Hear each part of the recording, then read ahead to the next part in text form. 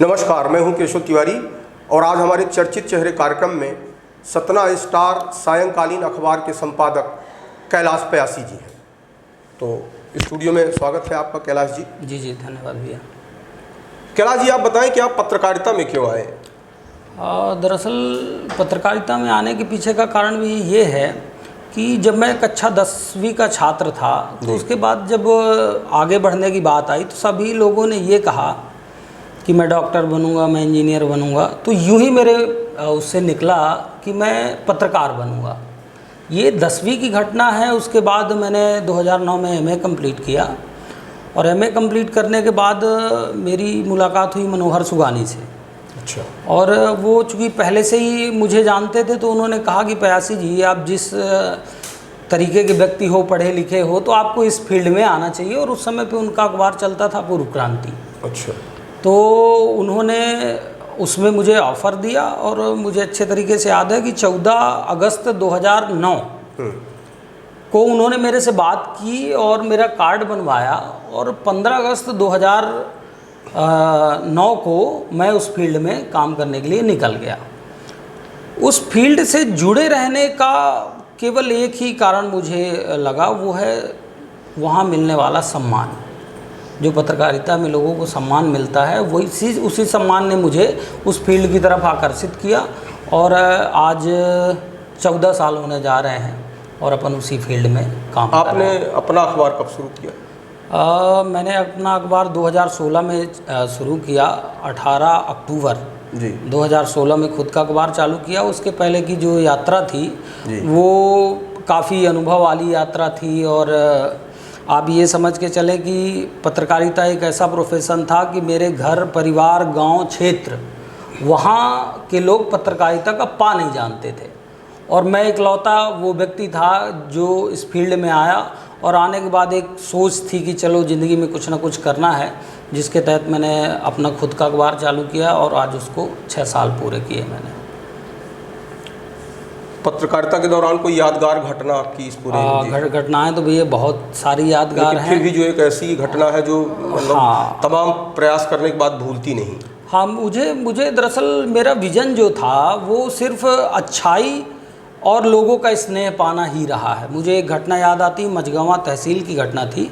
वहाँ एक पंडित जी की 8 एकड़ ज़मीन एक गुप्ता ने ठेके पर ली और उनको चंद रुपए देके वो अनुबंध के बाद भी उनकी ज़मीन का इस्तेमाल कर मोटा पैसा कमाता रहा।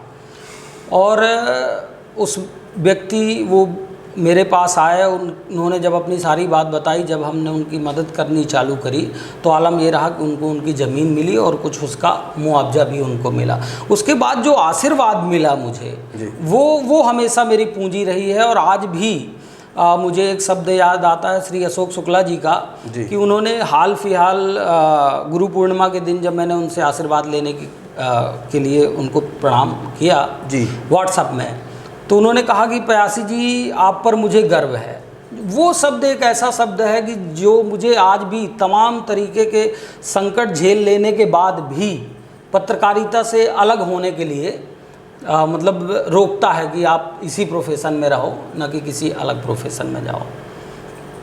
पत्रकारिता के दौरान कई बार ऐसा होता है कि हम कुछ समाचार निकालते हैं। जी। और समाचार निकालने के बाद कभी कोई धमकी या कभी कोई ऐसा? जी। इसमें तो मुझे एक वाक़या याद आता है। उस समय पे मैं सांध्यकालीन नेजा में काम करता था और सब कुछ देखता था। वहाँ पे मैनेजमेंट भी देखता था, विज्ञापन भी देखता था और खबरें भी देखता था। एक वाक़या तो एसपी रियाज इकबाल के साथ हुआ था, जिसमें उन्होंने मेरे को काउंटर के सामने खड़े होकर ये कहा था कि मैं टाइटल बैन करा दूंगा और मैं आपको देख लूँगा और जानते नहीं हो मुझे, मैं आपके मालिक को लिखित शिकायत भेजूंगा। जब उन्होंने ये बात मुझसे कही कि आपके मालिक को लिखित शिकायत भेजूंगा, तब मुझे एहसास हुआ कि कहीं न कहीं ये व्यक्ति मुझे जानता ही नहीं कि मैं कौन हूँ। एक दुबला पतला सा लड़का, एक कर्मचारी की तरह दिखने वाला व्यक्ति, और उन्होंने इस लेवल पे मुझे ये बात कही। बाद में ये आपके ऑफिस में आके बोला कि? नहीं, मैं उनकी ऑफिस में अपने अखबार से छेड़छाड़ करने के का आवेदन लेके उनके ऑफिस गया हुआ था। और जिस पृष्ठ में उसका उस खबर का जिक्र था, उसी पृष्ठ में फ्रंट पेज में एक खबर लगी थी कि ख्याति मिश्रा जस्सा के टच में, ये खबर लगी हुई थी, ये उचहरा की घटना थी और उसी समय इन्होंने 2 पुलिस वालों को निलंबित कर दिया था उसी के मुखबिरी के मामले में। तो हालांकि जिस बात पर उन्होंने ये सारा कुछ किया उसको पुष्टि उन्हीं का कार्य कर रहा था कि कहीं ना कहीं कुछ ना कुछ था जिसके कारण इन्होंने 2 लोगों को निलंबित किया। तो ये धमकी और ये सब चीज़ें तो बहुत ज़्यादा हुई। आप तो ये समझ के चलेंगे कि वर्तमान में जिसके बारे में भी कुछ लिखा आपने सच्चाई लिख दी, वो चाहे आपका रिश्तेदार हो, चाहे आपका मित्र हो, चाहे कुछ भी हो, उसको सीधे तौर पे ही पहला रास्ता यही सूझता है, धमकी। अच्छा, आपने इतने साल से पत्रकारिता कर रहे हैं, आपकी निगाह में अच्छा नेता कौन है? देखिए भैया, वास्तविकता ये है कि वर्तमान में मुझे आज दिनांक तक जनता की निस्वार्थ भाव से सेवा करने वाला कोई भी राजनेता नहीं मिला, और जिसको मैं ये कह सकूं कि ये वास्तव में ये राजनेता है।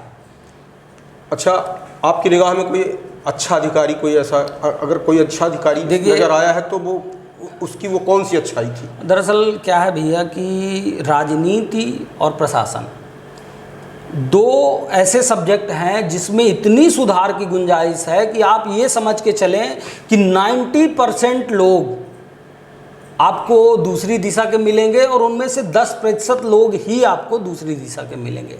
तो मैं अगर एक वास्तविक आकलन करके बताऊं तो मुझे आज दिनांक तक कोई भी अधिकारी ऐसा नहीं मिला जिसने अपने उस सैलरी को कर्तव्य समझते हुए और जनता की सेवा की हो उस अधिकारी ने।